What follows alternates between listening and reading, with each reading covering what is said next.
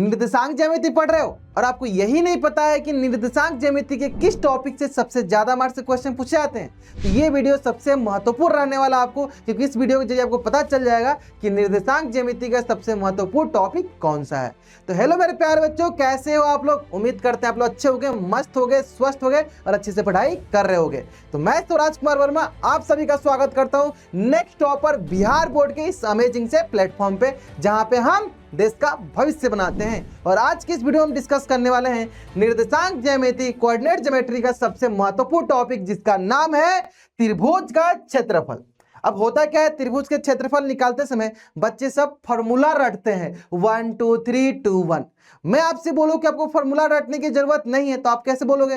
कैसे लगेगा आपको? आपको लगेगा सर ऐसा भी पॉसिबल है क्या? हाँ, ऐसा पॉसिबल है। मैं आज आपको शॉर्टकट ट्रिक सिखाने वाला हूं, जिसकी मदद से ना सिर्फ आप त्रिभुज का क्षेत्रफल निकाल पाओगे, बल्कि कोई भी बहुभुज, वो चतुर्भुज हो जाए, पंचभुज हो जाए, षष्ठभुज हो जाए, कोई भी पॉलीगन, किसी भी पॉलीगन का एरिया, किसी भी पॉलीगन का आप क्षेत्रफल निकाल पाओगे। ठीक है, सिर्फ आपको त्रिभुज पे ही सीमित नहीं रहना है, आपको चतुर्भुज का, पंचभुज का, षष्ठभुज का, कोई भी बहुभुज बोले आप उसका क्षेत्रफल आसानी से निकाल पाओगे। तो चलो स्टार्ट करते हैं। सबसे पहले हम देखेंगे त्रिभुज का क्षेत्रफल निकालने का तरीका।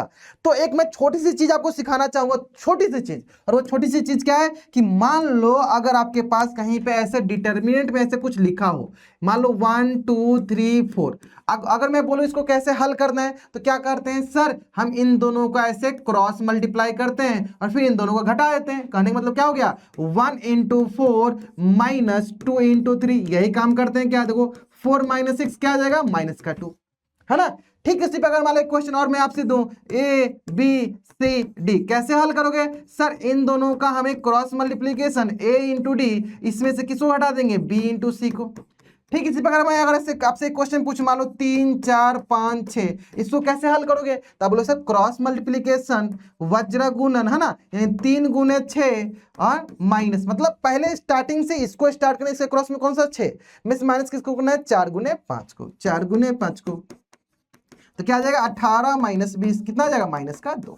क्लियर है? एकदम अच्छे समझ में आया? तो ये थोड़ा सा डिटरमिनेंट का आपको आइडिया होना चाहिए। क्यों? क्योंकि सर इसी के मदद से तो फॉर्मूला आता है और इसी के मदद से तो हम त्रिभुज का क्षेत्रफल निकालना, चतुर्भुज का क्षेत्रफल निकालना आसानी से सीखेंगे। तो चलो स्टार्ट करते हैं। सबसे पहले अगर आपको ये तरीका समझ में आ गया तो एक त्रिभुज बनाते हैं, फिर मैं आपको बताऊंगा कि आपको फॉर्मूला रटने की जरूरत क्यों नहीं है, आपको फॉर्मूला रटने की जरूरत क्यों नहीं है ना। चलो मान लो हमारे पास एक त्रिभुज है जिसकी शीर्ष दिया गया ABC, ये शीर्ष दे दिया गया। अब A मान लो तो हमारे पास हो गया x1, y1, और B मान लेते हैं हमारे पास हो गया x2, y2, और C मेरे पास मान लो हो गया x3, y3। ये तीनों शीर्ष दे दिए गए। अब हमें इनका क्षेत्रफल निकालना है। तो हमेशा ध्यान देना, मैं आपको एक ट्रिक बताता हूं और इस ट्रिक को हमेशा फॉलो करना। पहले जिस शीर्ष से स्टार्ट कर रहे हो, जहां से जिस बिंदु से स्टार्ट करो, आपको लौट के वहीं पे आना है। यानी पहले मान लो हम A से किस पे गए, B पे, फिर B से हम किस पे जाएंगे, C पे, फिर C से किस पे जाएंगे, A पे। मतलब जहां से स्टार्ट करें वहीं से हमें लौट कर आना है।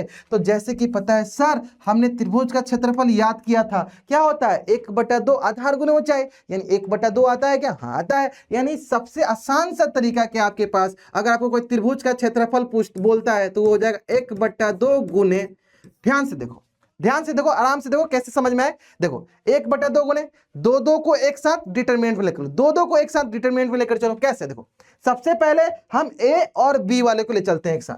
सबसे पहले क्या करते हैं मेरे लाल, हम A और B वाले को ले चलते हैं एक साथ। ठीक है, चलो यानी A और B, तो ऐसे करो, क्या करो A और B, तो हमारे पास हो जाएगा मेरे लाल, हमारे पास क्या हो जाएगा A और B। तो A क्या हो गया, x1 y1, फिर अगला क्या है सर, x2 y2।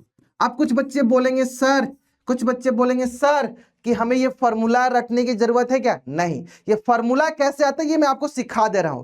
आगे से जब भी आएगा, आप जो मेथड ये लगा रहे हो इसी मेथड से हल करना, फॉर्मूला कभी भी रटने की जरूरत नहीं है आपको। ठीक है, अभी आपको जो आपने फॉर्मूला रटा होगा ना 1 2 3 2 1, वो यहां से आएगा। ठीक है, देखते चलो कैसे आता है। चलो फिर इसके बाद प्लस, अगला A से B पहुंच गए, फिर B से C, तो B से C यानी x2 y2, फिर यहां हो जाएगा x3 y3, फिर C पे पहुंच गए, फिर C से A पे आ जाओ, x3 y3, फिर बताओ x1 y1। वापस हमें आना है, आ गए हम वापस, आ गए सर सुबह का भूला रात को वापस आ जाए तो उसे भूला नहीं कहते हैं, है ना। इसलिए हमें वापस आना, जहां से हम गए थे वहीं पे हमें वापस आना पड़ेगा, ठीक है। चलो अब देखो, हमें तो इसको हल करने आता है अच्छे से। कैसे कैसे, cross multiply x1 into y2 minus बताओ x2 इंटू y1, ठीक है, ये हो गया प्लस का। अब बताओ x2 into y3 minus x3 into y2, फिर प्लस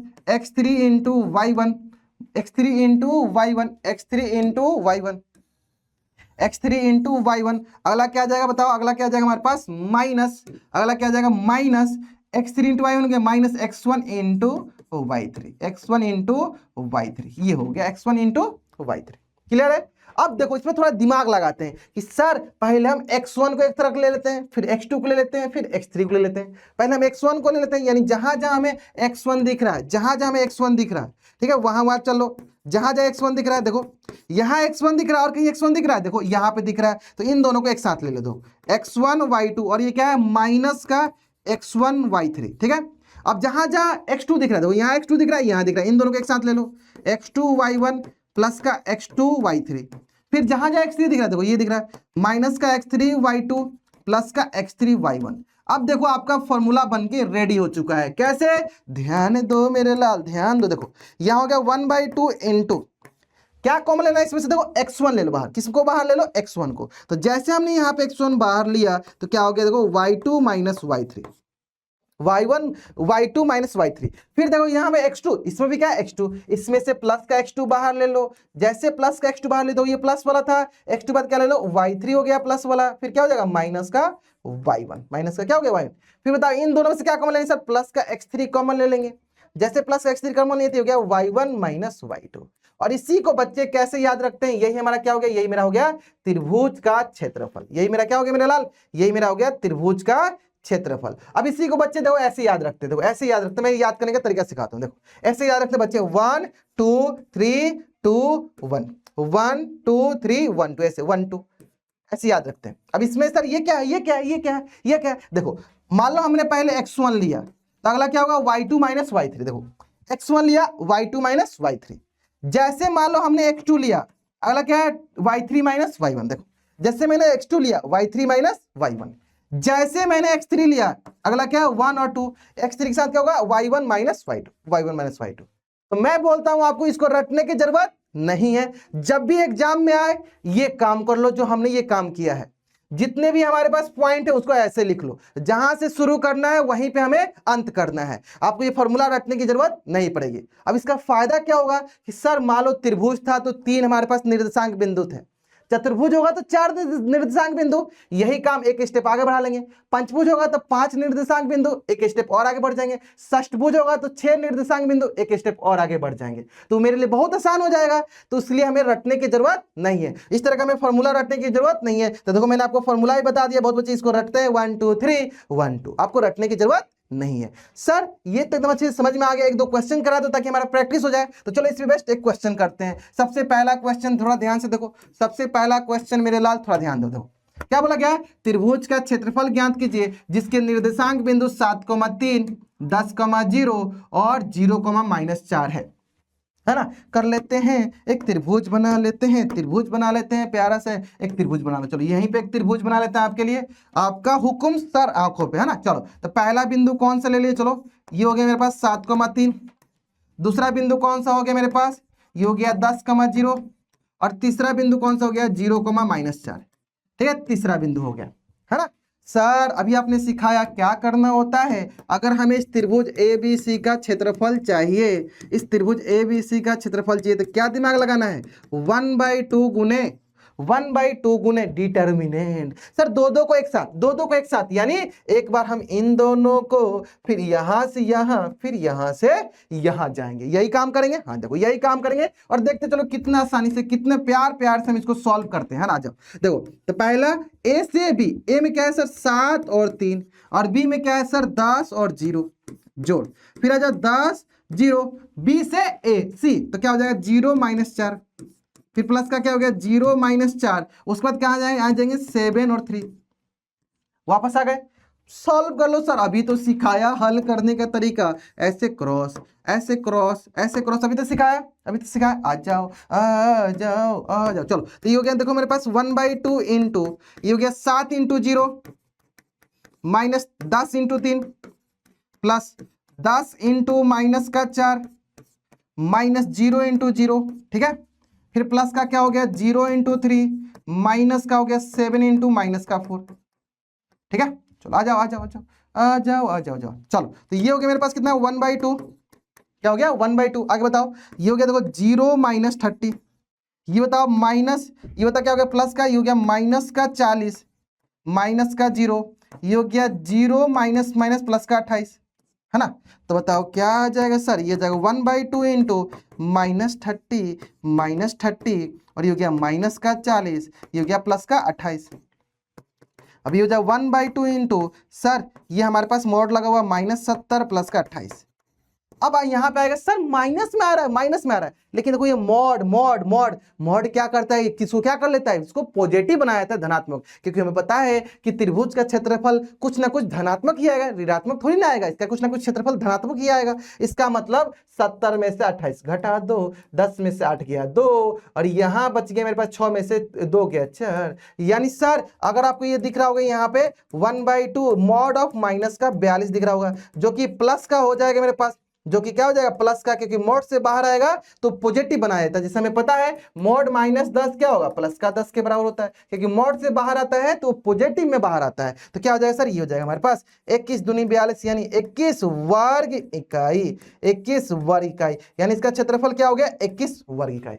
उम्मीद करता हूं आपको एकदम अच्छे से तरीका समझ में आ गया होगा किस तरह हल करना है। फॉर्मूला रटने की जरूरत नहीं है, ये तरीका लगाओ, ये तरीका लगाओ, ना तो फिर आप फॉर्मूला रटने जाओगे सर 1 2 3 1 2, फिर लिखोगे इसको x1 y1 x2 y2 x3 y3, फिर लिखते ही रह जाओगे, आंसर नहीं कर पाओगे। तो ये काम हमें नहीं करना है। जैसे मैंने आपको तरीका सिखाया, देखो फॉर्मूला भी निकाल दे उसी तरह, फिर ये भी निकाल दिया, बस ये तो आसान सा चीज है। दोनों को ऐसे जो गुना करना है घटा देना है, दोनों को गुना करना है घटा देना है, बस यही काम करना है। चलो एक दो क्वेश्चन की प्रैक्टिस और करा देते हैं आपको, एक दो क्वेश्चन की प्रैक्टिस और करा देते हैं। चलो ये आप होमवर्क ले लेना, ठीक है। एक क्वेश्चन का और, चलो इस क्वेश्चन को मैं यहाँ पे सॉल्व करता हूँ, फिर एक होमवर्क दे दूंगा, ठीक है। चलो सेम वही काम, सेम वही काम क्या करना है मेरे लाल आपको, सर यहाँ पे 3 कोऑर्डिनेट बिंदु दिया गया, तीनों को हम यहाँ पे मार्क कर लेते हैं। पहला क्या हो जाएगा, पहला हो जाएगा 3,8, दूसरा क्या हो जाएगा, दूसरा हो जाएगा मेरे पास -4,2, और तीसरा क्या हो जाएगा, तीसरा हो जाएगा 5,1, है ना, सी बिंदु, है ना। इसमें मान लो 4 बिंदु रहे तो इसी तरह 4 बिंदु को सजा दो, चतुर्भुज बन जाएगा। 5 रहे तो 5 को सजा दो, पंचभुज बन जाएगा। सेम तरीका से बनाना है, कोई इसमें चेंजेस नहीं करना है, बस जहां से शुरू करो वहीं पे अंत होना चाहिए। बस मेरे लाल जहां से आप शुरू कर रहे हो वहीं पे अंत होना चाहिए। यहां से शुरू किए, यहां से शुरू किए, वहीं पे हमें वापस आना है, वहीं पे हमें वापस आना है। चलो तो बनाते हैं इस त्रिभुज का क्षेत्रफल निकालते हैं मेरे लाल, चलो आ जाओ। त्रिभुज ABC का क्षेत्रफल क्या होता है, क्या होता है, त्रिभुज ABC का क्षेत्रफल क्या होता है, देखते हैं देखते हैं। चलो त्रिभुज ABC का क्षेत्रफल क्या होता है, तो बोलेंगे सर वो हो जाएगा मेरे पास, बताओ क्या हो जाएगा सर, वो हो जाएगा 1/2 गुने डिटर्मिनेंट। अब इन दोनों का ले जाओ तो बोलेंगे सर क्या 3 8, और अगला क्या है, अगला है -4 और 2 प्लस फिर -4 और 2, फिर क्या आएगा हमारे पास 5 और 1, 5 और 1 5 और 1 हो गया। फिर आ जाओ 5 और 1 से बाद किस पे आएंगे, 3 और 8 पे आ जाएंगे। आ जाओ, है ना। चलो तो बताओ ये हो गया मेरे पास क्या 1/2 इंटू, ये आ जाओ 3 दूनी 6, और ये जाएगा माइनस माइनस प्लस हो जाए तो ले लेते हैं। चलो 3 इंटू 2 माइनस का हो गया -4 इंटू 8, ठीक है, plus -4 into 1 minus 5 into 2 plus का हो गया 5 इंटू 8 माइनस का हो गया 3 इंटू 1, है ना। चलो आ जाओ नेक्स्ट सॉल्व कर लेते हैं, नेक्स्ट सॉल्व कर लेते हैं। देखो क्या हो जाएगा, क्योंकि 1/2 इंटू, है ना, बताओ क्या आ जाएगा सर, 3 दूनी 6 और माइनस माइनस प्लस हो गया तो 8 चौका 32 हो गया, प्लस का क्या हो गया बताओ, ये हो गया -4 और -10, -14, तो ये हो गया हमारे पास -4 और -10, ऐसे नंदो।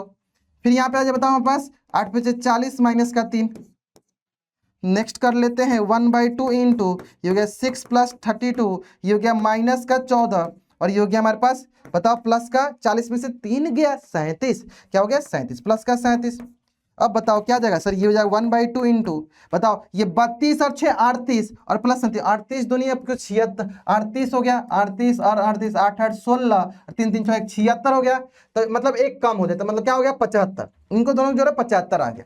75 में से क्या घटा दो, 14 घटा दो, क्या आ गया 61। तो यहाँ पे आ गया मॉडुलस ऑफ 61, तो यानी क्या आ जाएगा 61/2 वर्ग इकाई, वर्ग इकाई मेरे लाल, वर्ग इकाई। क्लियर है, 61/2 वर्ग इकाई।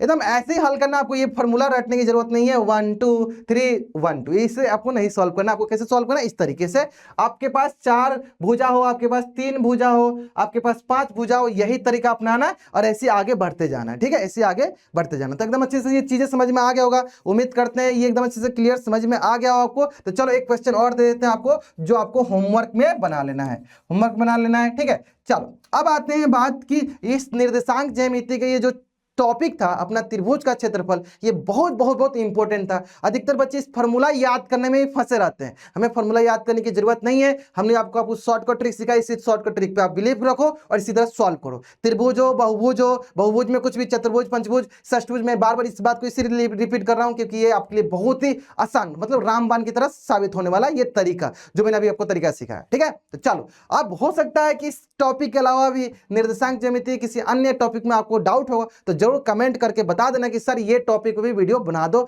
वैसे हम लोग रेगुलर बेसिस पे 20 मिनट सीरीज में मैं आपको रेगुलर बेसिस पे नया नया कोई ना कोई टॉपिक आपको डिस्कस करके बता ही रहा हूं, लेकिन अगर आप चाहते हो कि सर आप इस टॉपिक पे भी वीडियो बना दो, तो जरूर कमेंट करके बता देना, मैं उस पर जरूर बना दूंगा। ठीक है, तो चलो मिलते हैं हम लोग इसी तरह किसी नए इंपॉर्टेंट टॉपिक के वीडियो के साथ।